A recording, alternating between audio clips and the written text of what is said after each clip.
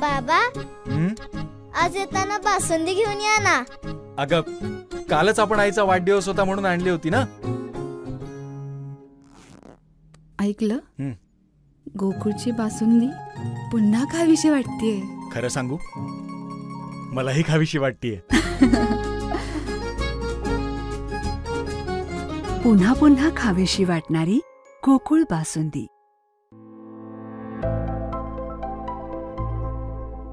पालकमंत्र्यांच्या मतदारसंघातील 2 ठिकाणच्या अपूर्ण ब्रिजच्या कामामुळे तयार केलेला पर्यायी मार्ग पावसामुळे वाहून गेल्याने गावांचा संपर्क तुटला होता. दहिबाव नारिंगरे ब्रिजच्या अपूर्ण कामामुळे नागरिकांना 10 किलोमीटरचा वळसा घालून प्रवास करावा लागत आहे. आज या भागाची युवासेना जिल्हा प्रमुख सुशांत नाईक यांनी पाहणी केली. जिल्ह्याचे प्रशासन हाताळण्यात पालकमंत्री नितेश राणे अपयशी असल्याची टीका त्यांनी यावेळी केली. आज खरं म्हणजे या ठिकाणी मितभाव दहिबाव या ठिकाणी बजेटच्या पुलाचं काम हे अपूर्ण अवस्थेत तुम्हाला मितभाव नारिंगरे रस्त्याचं दहिबाव नारिंगरे ह्या पुलाच्या काम हे अर्धवट स्थितीत दिसत आहे. आणि ह्या अर्धवट स्थितीत दिसत असताना खरं म्हणजे ह्याचं नियोजन गेली 6 महिने झालं पाहिजे होतं की कारण मेन संपर्काचा रस्ता जर बघितला तुम्ही तर दहिबाव असेल, आचरा मार्ग असेल, म्हणजे मालवणला जाणारा रस्ता असेल किंवा पलीकडे जाणाऱ्या गावातला रस्ता असेल, हा महत्त्वाचा रस्ता या ठिकाणी या नारिंगऱ्यातून जातो. आणि हे महत्त्वाचं पूल या ठिकाणी सुरू होतं. तरी पण प्रशासनाच्या ढिसाळ नियोजनामुळे हे पूल अशाच पद्धतीने अर्धवट राहिलेला आहे. खरं म्हणजे पालकमंत्र्यांनी याच्याबद्दल आपत्ती व्यवस्थापनाची असेल, प्रशासनाची PWD असेल, कुठच्या गावात संपर्क चांगल्या पद्धतीने झाला पाहिजे आणि कुठच्या गावातली पुलं चालू आहेत असा एक आढावा बैठक घेणं याच्या आधी गरजेची होती. पण ती आढावा बैठक न घेतल्यामुळे अशा प्रशासनाच्या ढिसाळ कामामुळे हे पूल अर्धवट राहिलेलं आहे. ठेकेदाराच्या बेजबाबदारपणामुळे आणि प्रशासनाच्या ढिसाळ नियोजनामुळे हे पूल अर्धवट स्थितीत राहिलेलं आहे. आणि त्यामुळे लोकांचा याच्यामध्ये खूप नुकसान होणार आहे. लोकांना जवळजवळ 10 ते 15 किलोमीटरचा फेरा घालून पलीकडच्या गावात जावं लागतं आहे आता.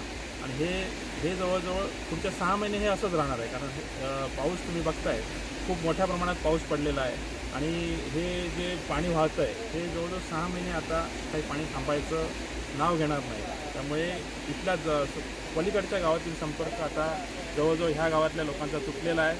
पलीकडे लोकांची शेती पण आहे आणि त्यामुळे शेतीला जाण्याचा पण संपर्क वळसा घालून त्यांना जवळजवळ 10 ते 15 किलोमीटरचा वळसा घालून या लोकांना पलीकडची आपली शेती करण्यासाठी सुद्धा जावं लागणार आहे. की ज्या पद्धतीने पालकमंत्र्यांच्या गावाकडे जायचा रस्ता म्हणजे राणे कुटुंबियांच्या गावाकडे जायचा रस्ता जसा बंद झाला वरवड्याचा, तसाच हा रस्तासुद्धा बंद झाला आहे.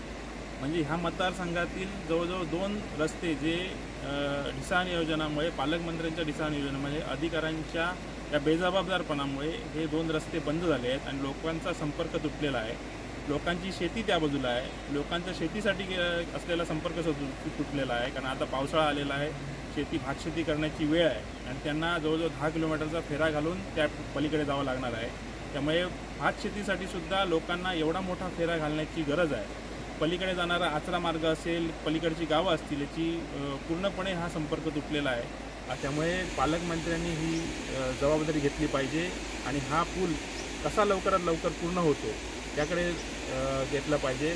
खरं म्हणजे ह्या आपत्ती व्यवस्थापनाचा असेल, PWDच्या कामांचा असेल, बोजबारा उडालेला तुम्हाला दिसत आहे. हे एकदम बेजबाबदारपणाचं, म्हणजे गेली 2.5 वर्ष त्यांची सत्ता होती. त्याच्यानंतर आता ते पालकमंत्री म्हणून इथे आहेत. गेली 10 वर्ष ते इथले आमदार आहेत. त्यामुळे हे नियोजन त्यांना आधी कळलं पाहिजे होतं की ह्या नियोजनामुळे ह्या लोकांचा संपर्क तुटू शकतो. त्यामुळे लवकरात लवकर हा पूल होणं गरजेचं होतं. पण ह्या पुलाची वर्क ऑर्डरसुद्धा नोव्हेंबर म्हणजे ह्या इलेक्शनच्या आधी झालेली आहे. तरी पण हा पूल पूर्ण होत नाही. तो का होत नाही? फक्त प्रशासकीय अधिकारी हे भ्रष्टाचार करण्यापुरते सीमित राहिले आहेत का? हा खरा म्हणजे प्रश्न निर्माण होतो.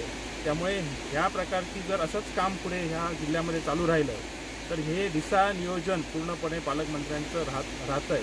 आणि ह्या ढिसाळ नियोजनामुळे हा जिल्हा कसा विकासाच्या दृष्टीने चालेल हा खरा म्हणजे प्रश्न या ठिकाणी लोकांमध्ये उपस्थित होतो. लाईव्ह मराठीसाठी देवगडहून स्वप्नील लोके.